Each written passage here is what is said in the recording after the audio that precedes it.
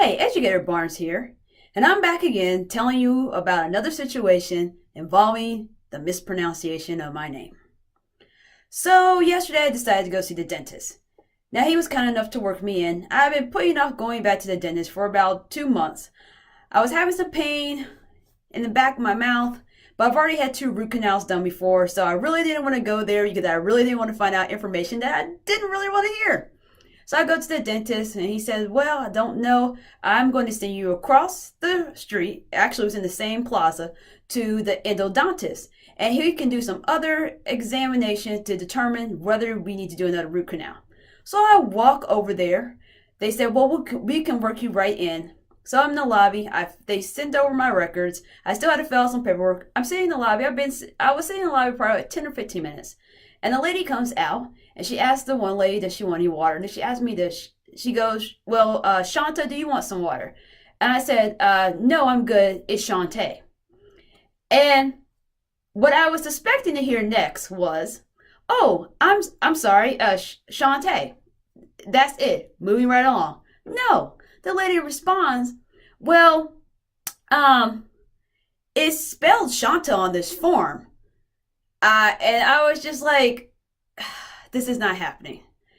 And this is happening in the lobby, mind you. So this lady's out here having this conversation with me about my name in the lobby. And my response was, my name is spelled Shantae.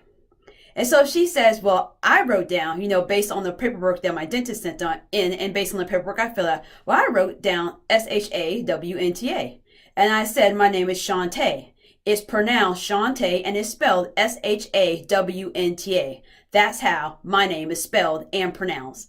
And then I just looked at this lady and then I just looked at my phone because I said, if I have to keep looking at this individual and keep engaging in a conversation with this individual, this is not going to be great. Now, mind you, I'm not even in Indy at this point. I live on the northwest side of Indianapolis, so some of the medical specialists I see are actually in Carmel. If you don't live in Indy, Carmel is a nice little suburb off the west side of Indy. And so I am the only black person sitting here in this office. Everybody in the office that works there is white. Everyone in the waiting room is white.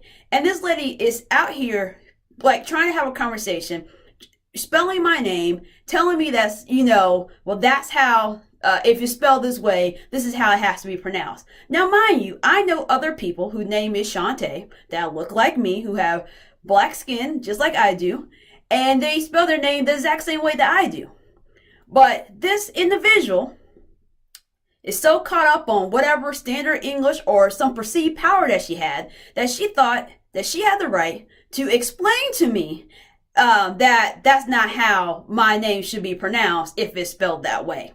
And mind you, in front of in the lobby. So once again, as I've said over and over and over again, and I will keep saying it, and to the people who need to hear will hear it, and maybe they won't ever, maybe they hear it, maybe they just won't change it, and whatever.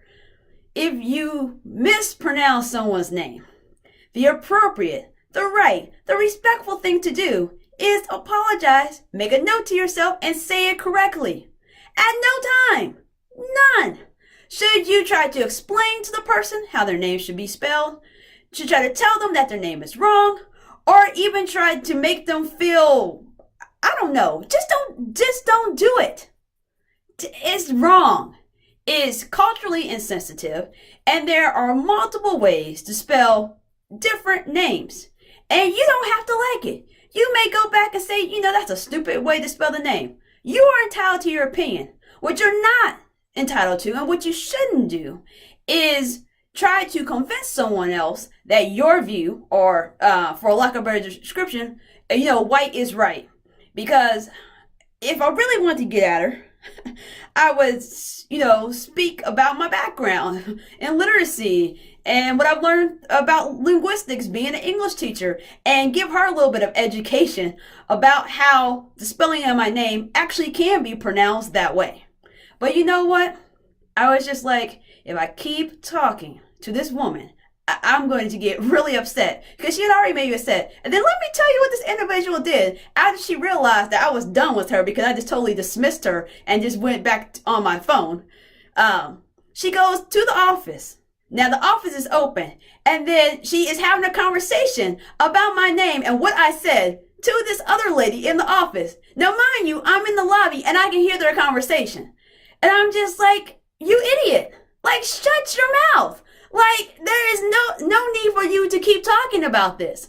You can talk until you're blue in the face. That's my name, that's how it's spelled, and that's how it's pronounced. Now, you don't have to accept it. That is fine. But it was just inappropriate.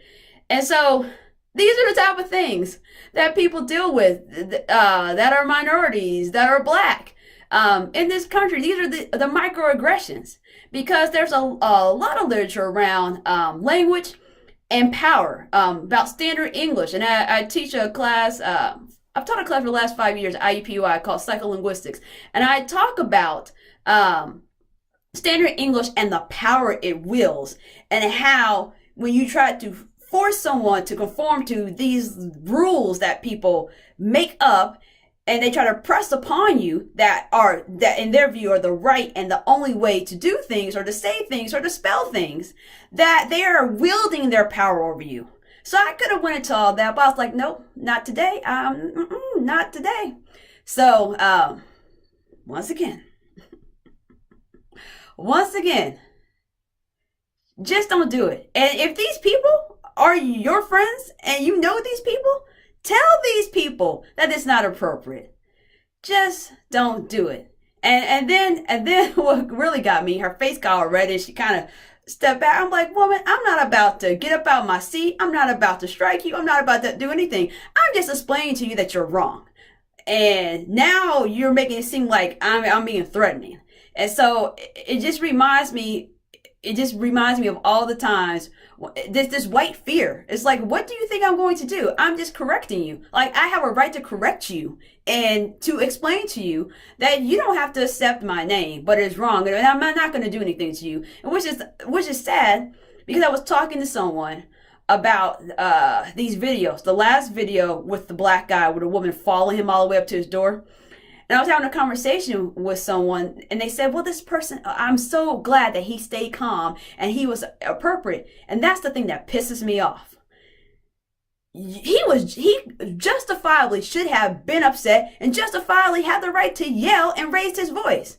But had he done that, as a black male in America, he would be perceived a certain type of way. Had I actually raised my voice or even stood up, I would have been perceived a certain type of way. And so that's the thing that makes me frustrated, because there are situations where you are justified in being upset and being mad, but you feel like you can't even do it because you'll be perceived a certain way, or maybe I would have even been asked to leave the office. And then I'm up here in the office like I don't want to be here.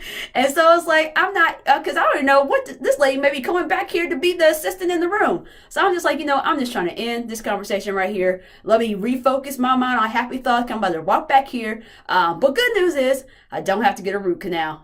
So we're going to try some other things to help me deal with the pain, but I don't have to get a root canal, at least for right now. So that's all I have for you today. Just make an effort to learn to pronounce people's names correctly. Don't tell them that it's wrong. Don't give feedback. Don't engage them in conversation. Just learn how to say it. End of story.